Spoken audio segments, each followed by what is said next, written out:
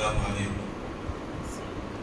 ہماری پروگرام کی مناسبت سے 10 سے 15 منٹ کے بیچ میں انشاءاللہ یہ بیان آپ کے سامنے کیا جائے گا۔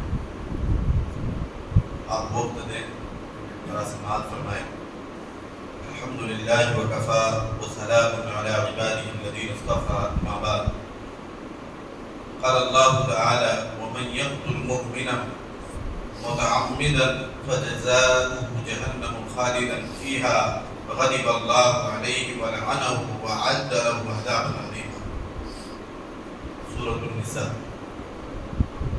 وقال النبي صلی اللہ علیہ وسلم: مثل المؤمنین فی توادهم وتراحمهم وتعاطفهم مثل الجسد الواحد اذا اشتكى منه عضو تداعى له سائر الجسد والحمى۔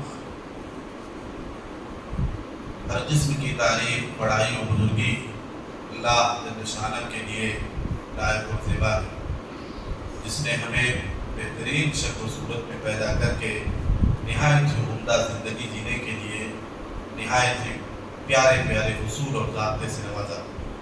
اللہ کی بڑائی و بزرگی کے بعد درود و سلام نازل ہو تمام پیغمبروں اور رسولوں پر، خصوصاً خاتم النبیین امام الانبیاء جناب محمد رسول اللہ صلی اللہ علیہ وسلم پر۔ بزرگوں، نوجوانوں، حالات کو دیکھتے ہوئے اس کے ایک حصے کے بارے میں تھوڑی سی بات رکھنے کی کوشش ہے کہ خون مسلم کا تقدس، مسلمان کے خون کا احترام اسلام کے اندر کتنا ہے، اس کے بارے میں آپ کے سامنے بات کرنے کی کوشش کی جا رہی ہے۔ اللہ رب العالمین سے دعا ہے اللہ تعالیٰ ہم سب کو سننے، سمجھنے، عمل کرنے، دوسروں تک پہنچانے کی توفیق عطا۔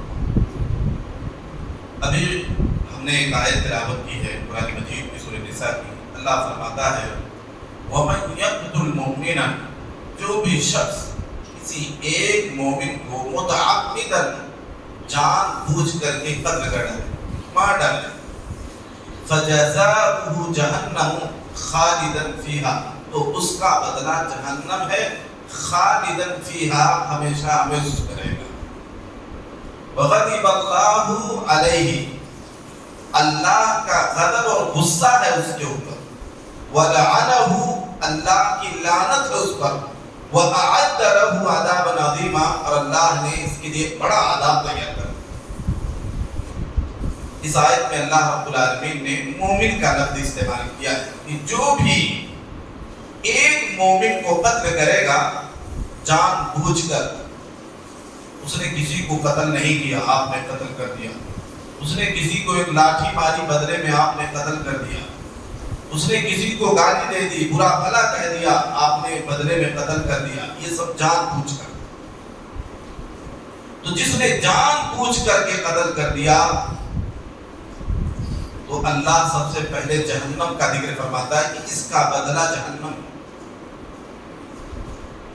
اب جہنم کے ساتھ اللہ نے کہا ہمیشہ ہمیشہ رہے گا، خالداً۔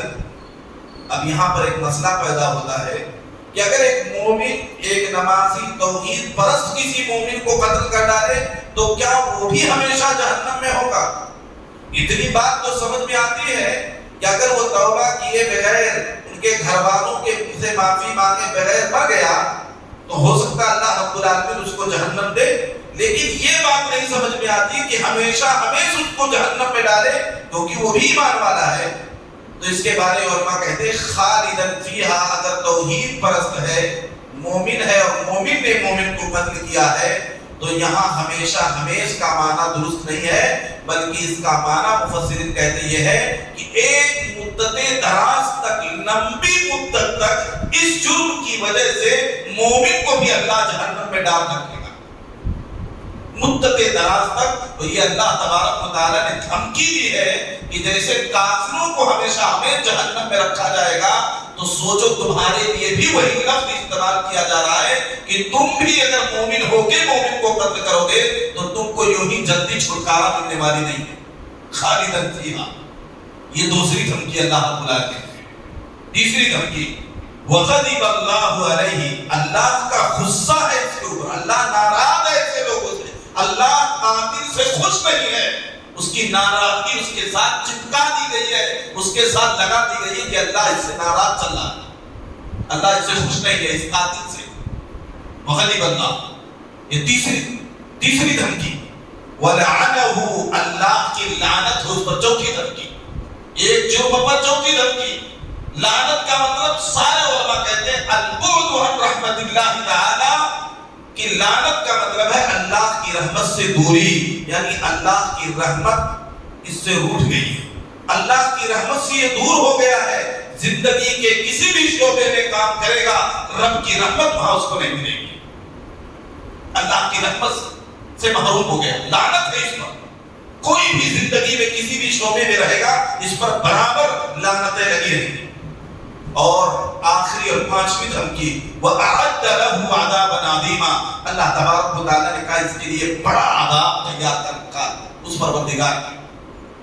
تو یہ ہے خون مسلم کا احترام قرآن کی نظر میں، رب ذوالجلال والاکرام ایک جرم پر 5 دھمکیاں اللہ رب العالمین نے۔ اب بتاؤ ایک مسلمان دوسرے مسلمان کو کیسے قتل کر سکتا؟ اس کے بعد حدیث سنیے، ابن ماجہ کی روایت، علامہ البانی نے صحیح قرار دیا، لو اشترک اہل السماوات والارض فی دم امرئ مسلم لأکبهم کلهم فی النار۔ اللہ کے نبی فرماتے ہیں پورے آسمان کے مخلوق اور پورے زمین والے، پورے آسمان کے مخلوق اور پورے زمین کے مخلوق ایک مومن کے خون میں ناحق قتل کرنے میں شریک ہو جائیں، سارے کے سارے لوگوں کو اللہ تعالیٰ جہنم میں جھونک دے گا ایک مومن کے قتل پر۔ یہ ہے محمد رسول اللہ صلی اللہ علیہ وسلم کی حدیث کی روشنی میں کہ پورے آسمان والوں کو پورے زمین والوں کو اللہ جہنم میں جھونک دے گا۔ اب بتائیے یہ ہے اسلام کی تعلیمات۔ اب کیسے ایک مسلمان جرأت کر سکتا ہے کہ کسی مسلمان پر ہتھیار لگائے کا اشارہ کرے، ہتھیار اٹھائے، تلوار اٹھائے، گولیاں اٹھائے، وہ کانپے گا، کتنا بڑا بھی جرم اس نے کیا ہو، کتنا بھی آپ کو نقصان کیوں نہ پہنچایا ہو، لیکن کئی بار وہ سوچے گا کہ میں کرنے کیا جا رہا ہوں۔ اللہ پورے آسمان والے اور پورے زمین والوں کو جہنم میں دھونکنے کی دھمکی دے رہا ہے، تو میں کون ہوتا ہوں اس میں؟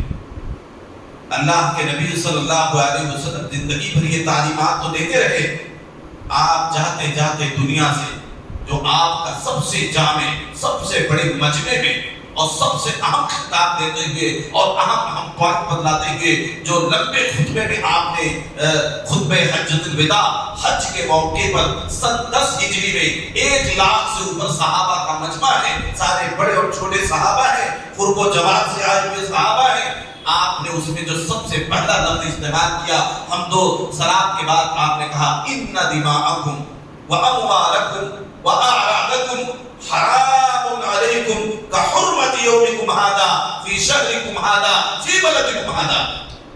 آپ نے فرمایا بے شک تمہارے خون، یعنی مسلمانوں کے، تمہارے سے مراد وہاں سارے مسلمان مراد ہیں، تو بے شک تمہارے خون، تمہارے مال اور تمہاری عزتیں تم پر حرام، جیسے اس دن، اس مہینے میں، اس موقع پر یہاں حرم میں خون کرنا، برائی کرنا حرام ہے، اس دن برائی کرنا حرام ہے، حج کے موقع پر خاص طور پہ۔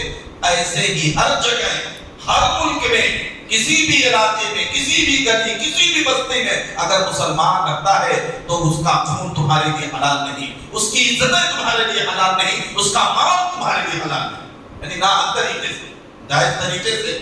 تو آپ کوئی مسلمان قاتل ہے، حکومت سزا دے رہی ہے، حکومت مسلمان ہے، قتل کے بدلے قتل۔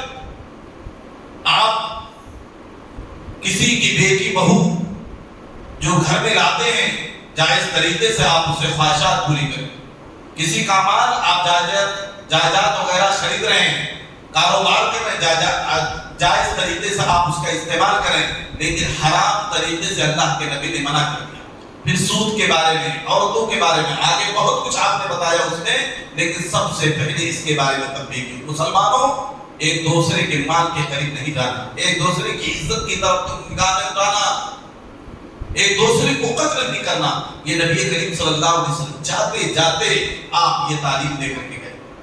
اب ایک مسلمان اگر مسلمان ہے، وہ ذرا بھی ایمان اس کے اندر ہے، تو یقیناً ان چیزوں کی طرف اس کو نہیں بڑھنا چاہیے۔ میرے بھائی اور دوستو، باتیں اس سلسلے میں بہت ہیں، ہم ان اسباب کی طرف آتے ہیں کہ کن وجوہات کی وجہ سے یہ ساری چیزیں رونما ہوتی ہیں۔ ایک مسلمان دوسرے مسلمان کو کیوں قتل کرتا ہے؟ تو سب سے پہلے معاشرے میں زمینی حقیقت دیکھیں، زیادہ دور نہ جائیں، اپنے قرب و جوار میں دیکھیں کہ 5-6 مہینے میں، سال میں کئی قتل ہوتے ہیں، تو اس میں فیصد لگائیں کہ اس کے وجوہات کیا ہیں، کیوں ایک مسلمان نے دوسرے کو قتل کیا۔ آپ دیکھیے وہاں دنیا داری سب سے پہلے، مال کا مسئلہ ہے، اب دیکھیں عزت کا مسئلہ ہے، زمین جائیداد کا مسئلہ، اکثر و بیشتر یہی چیزیں دیکھنے میں آتی ہیں۔ اور اس کے بارے میں اللہ کے نبی صلی اللہ علیہ وسلم نے فرمایا کہ تم کسی کا، یعنی غیر مسلم کا بھی اگر ایک ٹکڑا تم نے زمین ہڑپ لیا ہے تو وہ زمین کا ٹکڑا نہیں، وہ جہنم کا ٹکڑا ہے۔ بتائیے مسلمان، اب ایک مسلمان یہ حدیث سننے کے بعد کہے گا بھائی اگر میرے بغل میں جو پڑوسی ہے جو زمین اپنا جا رہا ہے باؤنڈری کرانے، کہے گا بھائی دیکھو میں نہ لے پاؤں، تم میرا تھوڑا زیادہ ہی لے لو، لیکن میرے حصے میں تمہاری زمین نہیں آنی چاہیے، کیونکہ وہ زمین نہیں، وہ جہنم کا ٹکڑا ہے۔ جہنم کون لے گا اپنے گھر میں؟ اپنے آنے اولاد کے لیے جہنم کا ٹکڑا کون دے کر کے جائے گا؟ یہ تصور جب انسان کے اندر ڈر اور خوف آئے گا تو اپنا حق دے دے گا، اپنی چیز معاف کر دے گا۔ تو یہ سب سے بڑی چیز یہ تصور نہیں ہے کہ کل مر کے حساب دینا ہے، یہ جہنم کا ٹکڑا ہے، یہ ہمارے لیے کتے اور سور کی بوٹی سے بھی خطرناک چیز ہے۔ یہ انسان کتے کے کہو تم کتے کا گوشت کھاؤ، انسان پھڑک جائے گا، اس کو کون سور کا گوشت کھاؤ پھڑک جائے گا۔ یہ حرام چیز کھلا رہا ہے تجھے، اور حرام چیز کھا رہا ہے، حرام چیز آدھا اولاد کے لیے مہیا کر رہا ہے، اس کو کوئی غیرت نہیں آتی ہے کہ یہ میرے ایمان کے خلاف ہے، یہ میرے ایمان کا سودا ہے، اس کے بدلے ہمیں جہنم ملنے والی ہے، کبھی کوئی فکر نہیں ہے۔ تو یہ جائیداد کی حفظ، اس کی لالچ اور حرص، اسی کے بارے میں آپ صلی اللہ علیہ وسلم کی لمبی حدیث ہے مسند بزار کی۔ مسند بزار کی روایت ہے، علامہ البانی نے صحیح قرار دیا، آپ نے فرمایا ثلاث مہلکات، اے لوگوں 3 چیزیں ہلاک کرنے والی، تو آپ نے اس میں سے فرمایا فشح مطاع، ایسا حرص، ایسی لالچ جس کے پیچھے انسان پڑ جائے۔ کوئی چیز اس کو لینا ہے دنیا میں، یہ پراپرٹی ہونی چاہیے، یہ گھر ہونی چاہیے، اور اتنا لالچ تک وہ پہنچ جائے، اتنا حرص اس کے اندر آ جائے کہ سوچے چاہے جیسے لینا ہی لینا ہے، اب قتل کرنا پڑے، کسی کی عزت و آبرو سے کھلواڑ کرنا پڑے، کچھ بھی ہو بس ہم کو چاہیے۔ تو نبی فرماتے ہیں اگر ایسی طبیعت کسی کی بن گئی ہے، کسی کی ایسی فطرت بن گئی ہے، یہ چیز انسان کو ہلاک کر دیتی ہے۔ نبی فرماتے ہیں یہ ہلاک کرنے والی چیزوں میں سے۔ دوسرے نمبر پہ فرمایا وَهَوًا مُتَّبَعٌ، خواہش نفس، ایسی خواہش نفس جو آزادی کے ساتھ بلا قید کے، بلا شریعت کے دائرے کے، بس اس کو انسان پورا کرتا نظر آئے۔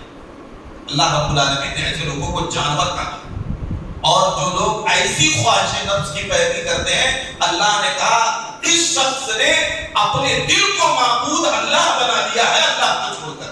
سورہ فرقان میں فرمایا أَرَأَيْتَ مَنِ اتَّخَذَ إِلَٰهَهُ هَوَاهُ أَفَأَنتَ تَكُونُ عَلَيْهِ وَكِيلًا أَمْ تَحْسَبُ أَنَّ أَكْثَرَهُمْ يَسْمَعُونَ وَيَعْقِلُونَ إِنْ هُمْ إِلَّا كَالْأَنْعَامِ بَلْ هُمْ أَضَلُّ سَبِيلًا۔ اللہ فرماتا ہے پیغمبر آپ کی کیا رائے ہے، کیا خیال ہے اس شخص کے بارے میں جس نے اپنے دل کو، اپنے خواہش کو معبود الہ بنا لیا، معبود بنا لیا۔ أَفَأَنتَ تَكُونُ عَلَيْهِ وَكِيلًا، کیا آپ ان کے کچھ کام آ سکتے ہیں؟ یعنی آپ کی شریعت، آپ کی سنت، آپ کی تعلیمات کچھ فائدہ پہنچا سکتی ہے؟ یعنی سوال کا مطلب انکار ہے نہیں۔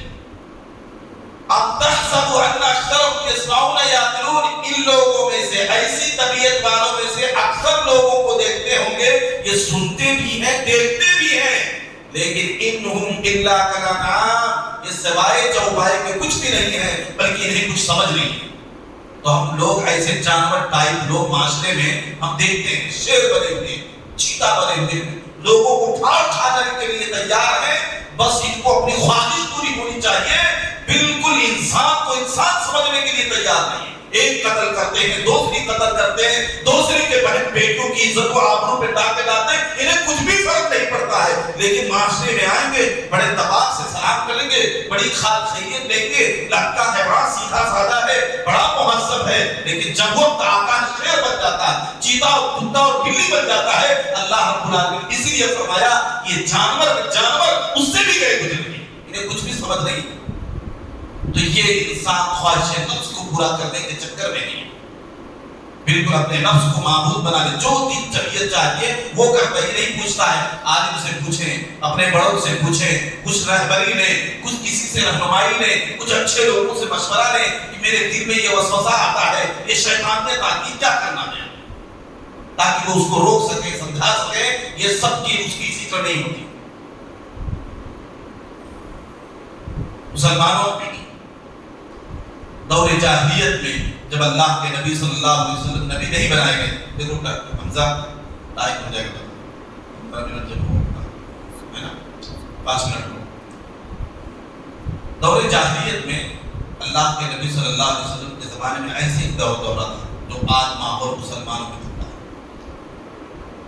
ایک قتل کے بدلے 20-25 اس سے اوپر قتل ہوتے تھے۔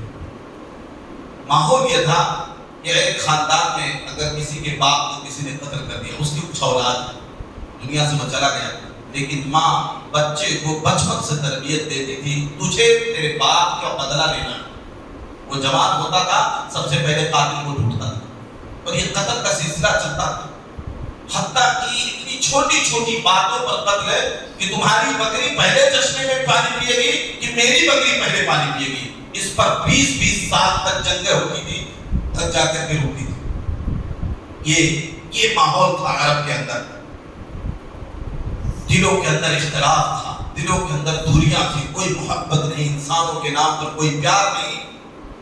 اللہ رب العالمین نے جب اسلام لے آئے ہی لوگ، اور ان کے اندر جب جو پیار محبت آئی کہ اپنی بیویاں دینے کے لیے تیار، اپنی آدھی جائیداد انصار لوگ مہاجرین کو دینے کے لیے تیار ہوئے، تو اللہ تعالیٰ نے مہاجرین کو، انصار کو، سارے صحابہ کو اسی احسان کو یاد دلایا کہ تمہیں پتا ہے تم کہاں سے نکلے اور کہاں آئے ہو، تمہاری حالات کیا تھی، تمہاری تعلیم کیا تھی، تم کس عمل کے حامی تھے۔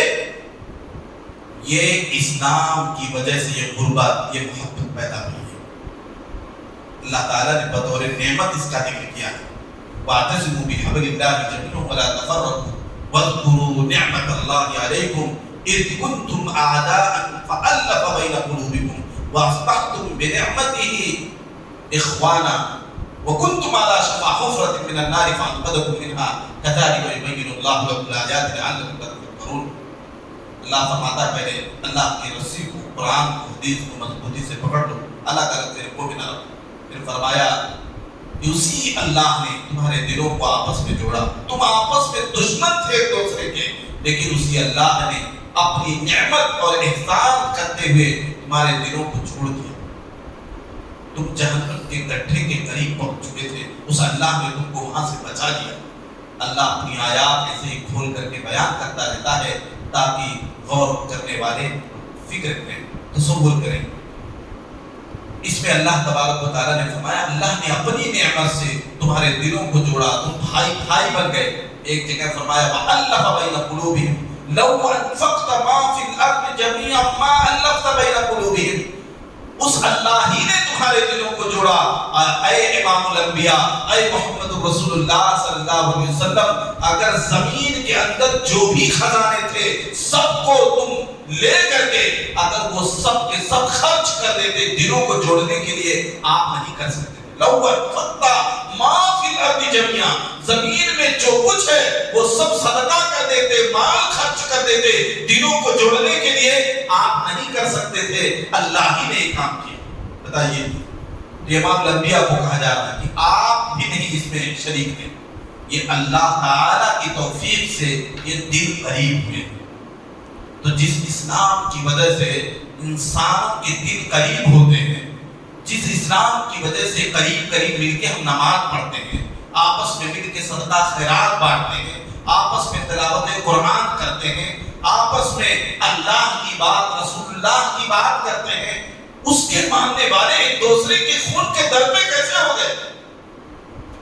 اس کی وجہ یہ ہے کہ اللہ پر جو توکل ہونا چاہیے، جو بھروسہ ہونا چاہیے، تقدیر پر جو ایمان ہونا چاہیے کہ ہماری تقدیر میں جو کچھ ہے کمی بیسی ہمیں اس پر ایمان رکھنا ہے۔ ہم کو کسی کے زبردستی کسی کی جائیداد لے کر کے ہم کو لے کر کے اپنی تقدیر نہیں بنانی ہے۔ تو یہ سب ایمانی کمزوری کی جہالت کی دلیل ہے کہ انسان قرآن پڑھنے کے لیے تیار نہیں، دینی علم حاصل کرنے کے لیے تیار نہیں، بالکل آزاد جانور بن چکا ہے۔ اس لیے حرکتیں اگر وہ آئے قرآن پڑھے، قرآن کے اندر اتنی تاثیر ہے کہ اس کے دل کو اللہ تبارک و تعالیٰ قرآن پڑھنے کی وجہ سے نرم کر دیتا ہے۔ بڑی فضیلت ہے دل کی نرمی کی، نیکیوں کی۔ ایک حدیث آخر میں کہہ کر اپنی بات ختم کرتا ہوں۔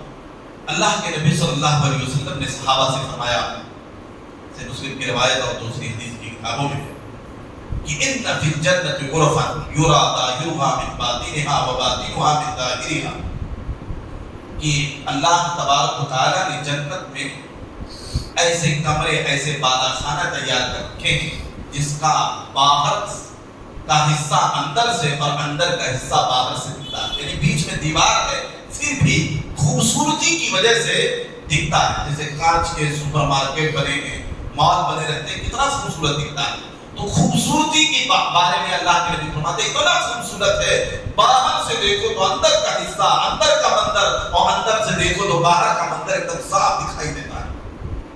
آپ نے فرمایا اعدها اللہ لمن اطعم الطعام واعلان الکلام وتابع الصیام وصلى باللیل والناس نیام۔ اللہ کے نبی فرماتے ہیں یہ جنت کے بالا کھانے ان کے لیے تیار کیا گیا ہے جو کھانا کھلاتے ہیں، نرمی اختیار کرتے ہیں، روزہ بھی رکھا کرتے ہیں اور تہجد کی نماز پڑھتے ہیں۔ یہ فضیلت ہے، بہت نرمی اختیار کرنے پر جنت کے سب سے شاندار بالا کھانے ہوں گے۔ تو مسلمان جنت کے بارے میں، یہ تو ایک مثال کے طور پہ میں مختصر وقت میں بیان کر رہا ہوں، انسان اسے جنت کی نعمتوں کے بارے میں سنے تو دنیا کی یہ نعمتیں پھیکی ہو جاتی ہیں۔ کہتا لے لے بھائی تو ہی لے لے۔ اسلاف کے اندر اتنی باتیں تھیں کہ آپس میں کوئی بات ہوتی تھی تو کہتے تھے سنو لے لیا ہے میری چیز، آخرت میں لے لوں گا اس کے بدلے۔ کہتے بھائی لے لے، آخرت میں کتنا نیکیاں تو میرا لے لے گا، لے بھائی لے لے۔ گزارش کرتے تھے وہ، بھائی لے جلدی لے لے، مجھ پر رحم فرما، میرے اوپر کرم کر، لے لے تو اس کو، نہیں تو وہاں دینا مشکل ہے، وہاں تو ایک ایک پائی ایک ایک ثواب کے لیے ہم تر سے، وہاں مسکین نہ بنا، یہاں لے لے زیادہ لے لے، غلطی سے شیطانی غلبے سے نفسانی خواہشات سے ہو گئی غلطی، لے لے مجھ سے تو۔ یہ تھا معاملہ۔ حسن بصری رحمۃ اللہ علیہ سب سے بڑے تابعی مانے جاتے ہیں، یا بڑے بڑے تابعیوں میں سے ایک، دعا کر رہے ہیں نماز میں ذرا بلند آواز سے، بغل میں ایک آدمی سن رہا ہے، پوری جو کچھ وہ اللہ سے مانگ رہے ہیں وہ سن رہا ہے۔ تو دعا میں ایک بات یہ بھی کہتے ہیں اللہ فلاں ظالم ہے، فلاں شخص ظالم، ہم دین کی خدمت کرتے ہیں، دین بتاتے ہیں، اس کو راست نہیں آتی ہے، مجھ پر ظلم کرتا ہے، اے اللہ میرے ظالم پر رحم فرما، اس کے گناہوں کو معاف فرما، اللہ اس کی اصلاح فرما۔ خوب دعا کرے ظالم کو، بغل والا آدمی اتنے بڑے متقی پرہیزگار سب سے بڑے تابعی، ایسی دعا ظالم کے بارے میں۔ جب دعا ختم کی تو بغل والے کہتے ہیں کہ میرے دل میں تمنا پیدا ہوئی کہ میں آپ کا ظالم ہوتا، اتنی دعائیں مجھے مل جاتی۔ کیا بات ہے، کیوں یہ ظالم کو اتنی دعائیں دے رہے ہیں؟ کہا کہ قرآن مجید کی آیات میں، کہا وہ کیا ہے؟ کہا اللہ فرماتا ہے تم لوگوں کو معاف کرو، اللہ تمہارے غلطیوں کو معاف کرے۔ تو اگر میں ظالم کو معاف نہیں کروں گا تو اللہ میری غلطیاں کیسے معاف کرے گا؟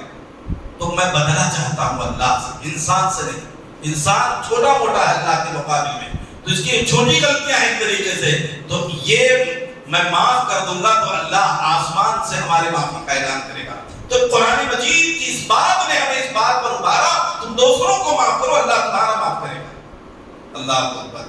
تو پھر ایسے بہت ساری باتیں، مختصر وقت ہے، کہنے کی بات یہ ہے کہ انسان یہ جو خونخوار بھیڑیا بن رہا ہے، اتنا ظالم بنتا جا رہا ہے، یہ اللہ اور اس کے رسول کی بات نہ سننے کے نتیجے میں، قرآن نہ پڑھنے کے نتیجے میں، علماء کے قریب نہ ہونے کے نتیجے میں ہے۔ یہ ساری خرافات دین سے دوری کی وجہ سے ہے۔ جتنا زیادہ دین کے قریب آئے گا، اچھی باتیں سنے گا، اچھی باتیں پڑھے گا، تو دل نرم ہوگا۔ یہ شدت، یہ سختی، قتل تک کی نوبت نہیں آئے۔ آپ یہی دیکھیے منظر میں، جتنے لوگ ایسے ٹائپ کے ظالم قاتل ہیں، ان کے ساتھ یہی معاملہ ہے۔ اللہ رب العالمین سے دعا ہے کہ اللہ تبارک و تعالیٰ ظلم و ستم کو پورے دن کو ختم کرنے والا بنا۔ کہیں کوئی اس طرح کی بات آئے تو اس کو پست کرنے، اس کو سمجھانے، اس کو دل کو نرم کرنے والی باتیں کہنے کی توفیق۔ اللہ ہم سب کی اصلاح فرمائے، اللہ ہمارے دلوں میں نرمی عطا فرمائے۔ خون مسلم، عزت مسلم، مسلم کی تمام چیزوں کی اللہ حفاظت کرنے والا بنا۔ بڑے مقام ہے، بڑی فضیلت ہے مسلمان کی۔ اللہ تعالیٰ مسلمانوں کے حقوق ادا کرنے کی توفیق عطا فرمائے۔ اللہ ہم سب کو معاف فرمائے، ایک دوسرے کو معاف کرنے کا جذبہ عطا فرمائے۔ اللہ ہم سب کی اصلاح فرمائے، ہماری نمازوں کو قبول فرمائے۔ اللہ تعالیٰ ہمارے آل و اولاد کی اصلاح فرمائے، ہمارے گھروں کی اصلاح فرمائے اور ان کو ملت کی حفاظت فرمائے۔ اللہ تعالیٰ ہم سب کو جب تک اس دنیا میں رکھے، ایمان اسلام پر رکھے، جب خاتمہ ہو ایمان اسلام پر ہو۔ اقول قولی ھذا استغفر اللہ لی ولکم ولسائر المسلمین، استغفروہ انہ هو الغفور الرحیم۔